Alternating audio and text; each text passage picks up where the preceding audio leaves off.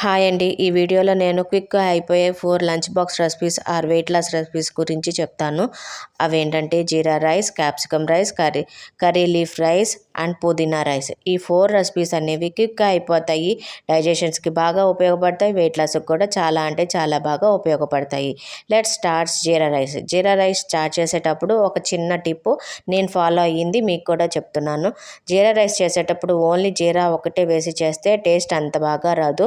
So జీరాతో పాటు షాజీరా చూసేదానికి షాజీరా కూడా జీరాలాగే ఉంటుంది. దీన్ని కూడా యాడ్ చేసుకుంటే కనుక జీరా రైస్ అనేది టేస్ట్ చాలా బాగా వస్తుంది. జీరా రైస్ చేసేటప్పుడు 1.5 స్పూన్ షాజీరా, 2 స్పూన్స్ జీరా ఈ రెండింటిని కలిపి నీళ్ళల్లో ముందుగా నానబెట్టుకోవాలి. ఇలా నానబెట్టుకున్న తర్వాత మనం జీరా రైస్ అనేది స్టార్ట్ చేయాలి. జీరా రైస్ స్టార్ట్ చేసేదానికి ముందుగా ఇలా స్టవ్ వెలిగించుకొని ప్యాన్ పెట్టుకొని గీ వేసుకోవాలి. ఇక్కడ 4 మెంబర్స్కి నేను చేస్తున్నాను, అందుకే గీ కొంచెం ఎక్కువ వేసాను. మీరు ఎంతమందికి చేస్తున్నారో చూసుకొని దానికి తగ్గట్టుగా గీ వేసుకోండి.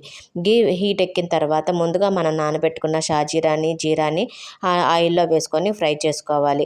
జీరా అనేది చాలా అంటే చాలా బాగా ఉపయోగపడుతుందండి.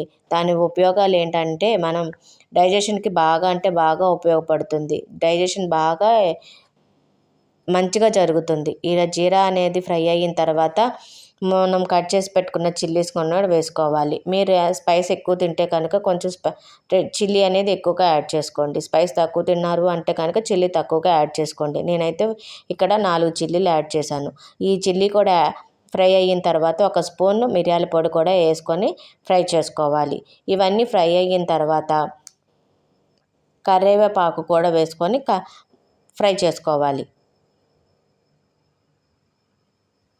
ఇవన్నీ ఫ్రై అవుతూ ఉంటాయి. జీరా ఉపయోగాలు ఏంటనేది మనం ఒకసారి చెప్పుకుందాము. జీరా అనేది వెయిట్ లాస్కి బాగా ఉపయోగపడుతుంది. బ్లడ్ షుగర్ని కంట్రోల్ చేస్తుంది. స్కిన్కి బాగా ఉపయోగపడుతుంది. కాన్స్టిపేషన్ని రిలీఫ్ చేస్తుంది. కొలెస్ట్రాల్ని కంట్రోల్ చేస్తుంది. లివర్ హెల్త్కి కూడా చాలా అంటే చాలా బాగా ఉపయోగపడుతుంది ఈ జీరా రైస్ అనేది. జీరా అనేది బాగా అంటే బాగా ఉపయోగపడుతుంది. ఉత్తగా జీరా అనేది మనం తాగలేము. సో అందుకని ఇలా ఒకసారి రైస్ చేసుకొని ట్రై చేయండి. ముందుగా ఉడకించి పెట్టుకున్న అన్నాన్ని మొత్తం అన్నాన్ని జీరాలో వేసుకొని కలుపుకోవాలి మొత్తం అంతా కలిసేలాగా. తర్వాత ఫైనల్గా మనం వేయించి పెట్టుకున్న జీడిపప్పు, కొత్తిమీర వేసుకొని కలుపుకోవాలి. అంతే, మొత్తం ఒకసారి కలిపి పెట్టుకున్న తర్వాత మన జీరా రైస్ అనేది రెడీ అయిపోతుంది. ఎంతో టేస్టీ యమ్మీ జీరా రైస్ రెడీ. నెక్స్ట్ కరివేపాకు రైస్ స్టార్ట్ చేద్దాము. రైస్ కోసం ఇలా బాండీ పెట్టుకొని బాండీలో మీ రుచికి తగ్గట్టుగా కారం ఎంత తినగలుగుతారో అంత ఎండుమిర్చి వేసుకొని ఇలాగ ఆయిల్లో ఫ్రై చేసుకోవాలి. నేను కొంచెం స్పైస్ తగ్గించే వేస్తున్నాను. నేను ఏదైనా సరే క్వాంటిటీ 4 మెంబర్స్కి చేస్తున్నాను, అందుకే ఎక్కువ చూపిస్తున్నాను. తర్వాత ఇలాగ కరివేపాకు కూడా వేసుకొని ఫ్రెష్ కరివేపాకు ముందుగా కడిగి పెట్టుకొని ఆరబెట్టుకున్న దాన్ని ఇలాగ వేయించుకోవాలి. తర్వాత మిక్సీ జార్ తీసుకొని 1 కప్పు పుట్నాల పప్పు, తర్వాత మీ రుచికి తగ్గట్టు సాల్ట్, ముందుగా వేయించి పెట్టుకున్న కరివేపాకు, ఎండుమిర్చిని ఇలా మిక్సీ జార్లో వేసుకోవాలి. ఇలాగ పౌడర్ లాగా మిక్సీ పట్టుకోవాలి. కరివేపాకులో కూడా చాలా అంటే చాలా బెనిఫిట్స్ ఉన్నాయండి. ఈ బెనిఫిట్స్ ఏంటంటే డైజెషన్ ఇంప్రూవ్ చేస్తుంది. హెయిర్ హెల్త్కి బాగా ఉపయోగపడుతుంది. దీంట్లో రిచ్ యాంటీ ఆక్సిడెంట్స్ ఉంటాయి. ఐరన్, ఫోలిక్ యాసిడ్స్ని బూస్ట్ చేస్తుంది. తర్వాత కంటి హెల్త్ను కూడా బాగా అంటే బాగా ఇంప్రూవ్ చేస్తుంది ఈ కరివేపాకు అనేది. మనం ఊరికే కరివేపాకు వేసామంటే తీసి పక్కన వేస్తాము. అలా కాకుండా ఇలా ఒకసారి రైస్ చేసుకొని ట్రై చేయండి. చాలా అంటే చాలా టేస్టీగా ఉంటుంది. దానికోసం పోపు దినుసులన్నీ వేయాక మన వేరుశెనగ గుళ్ళు కూడా వేసుకొని వేపుకోవాలి. ఒక 2 ఎండుమిర్చి వేసుకొని ఫ్రై చేసుకోవాలి. కొంచెం ఇంగువ వేసుకొని తర్వాత కరివేపాకు కూడా వేసుకొని ఇలాగ మొత్తంగా ఫ్రై చేసుకోవాలి. తర్వాత మనం ముందుగా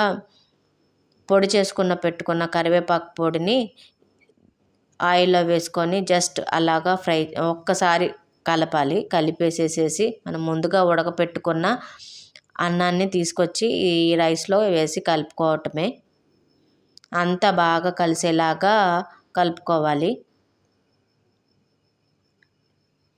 ఇందాక పొడి చేసేటప్పుడు ఉప్పు వేసాను కాబట్టి నేను ఇంకా మరి వేయట్లేదు.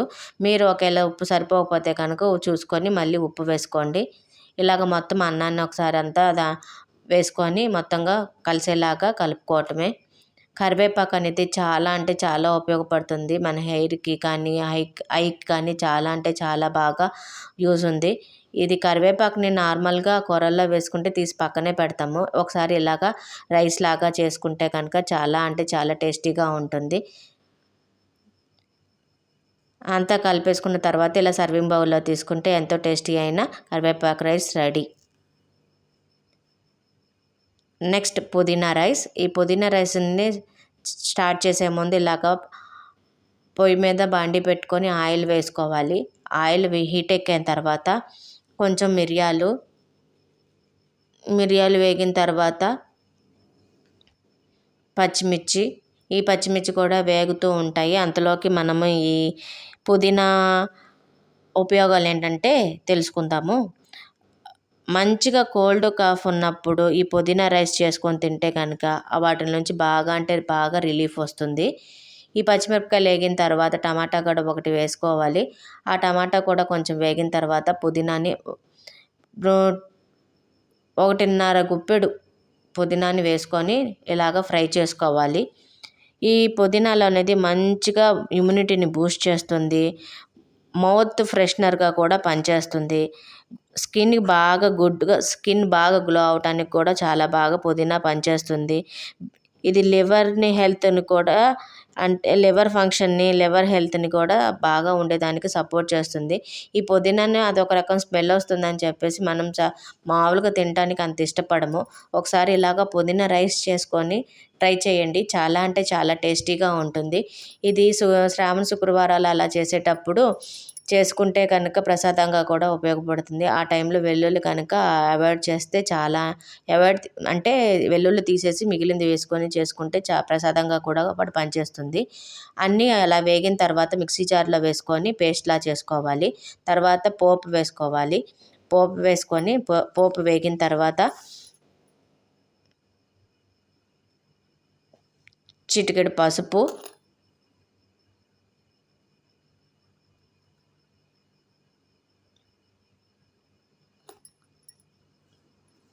ఇవన్నీ వేగిన తర్వాత కొంచెం పుదీనా వేసి పుదీనా కొంచెం లైట్గా వేగిన తర్వాత మనం ముందుగా పేస్ట్ చేసుకొని పెట్టుకున్న పుదీనాని ఇలాగా ఆయిల్లో ఒకసారి వేసుకొని కలుపుకోవాలి.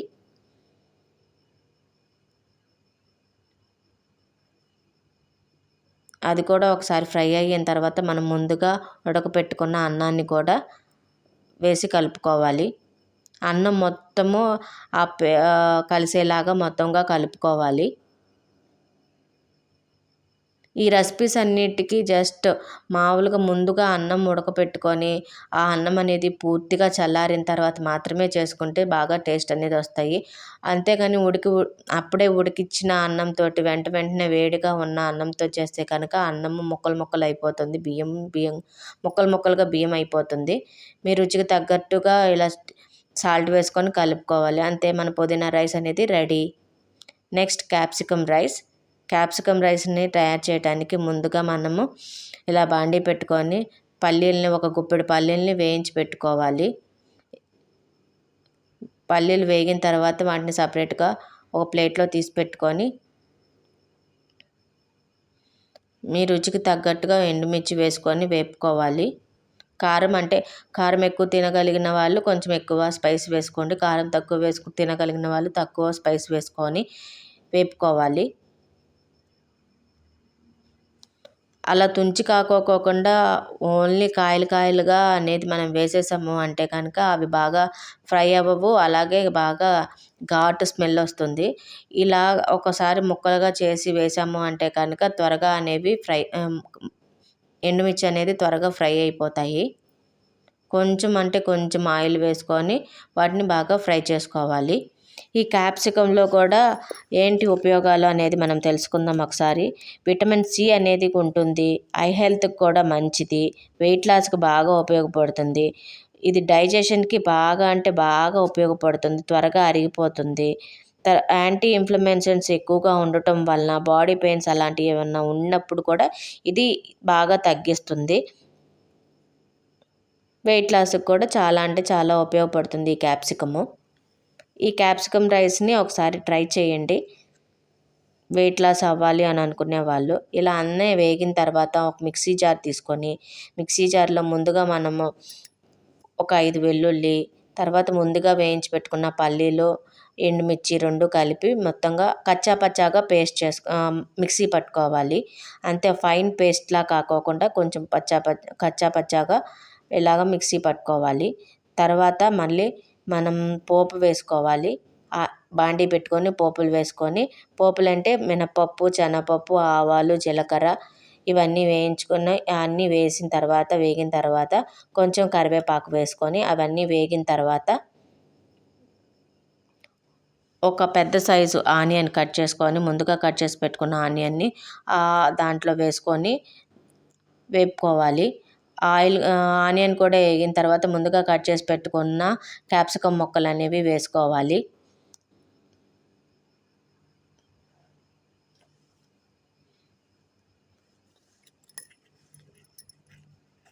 నేను ఇక్కడ కొంచెం పెద్దగా కట్ చేశాను క్యాప్సికమ్. మీకు కావాలనుకుంటే చిన్న చిన్నగా కూడా కట్ చేసుకోవచ్చు. మీ రుచికి తగ్గట్టుగా ఉప్పు, పసుపు వేసుకొని కలుపుకోవాలి.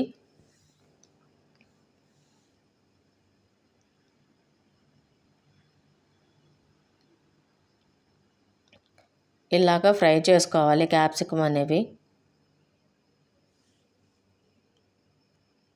అంతా కలుపుకొని తర్వాత ఇలా మూత పెట్టేసేసి ఒక 5 నిమిషాలు లో ఫ్లేమ్లో కనుక ఫ్రై చేసుకుంటే క్యాప్సికమ్ అనేది బాగా అంటే బాగా లోపల వరకు ఉడుకుతుంది.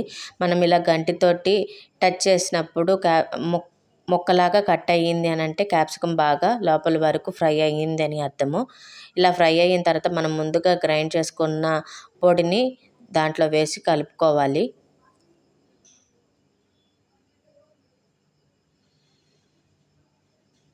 అంతా ముక్కలకు బాగా పట్టేలాగా బాగా కలుపుకోవాలి.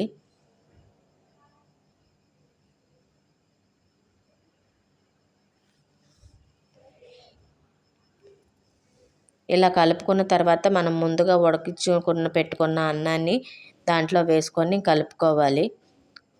అంతా బాగా కలిసేలాగా మొత్తం అన్నం కలుపుకోవాలి.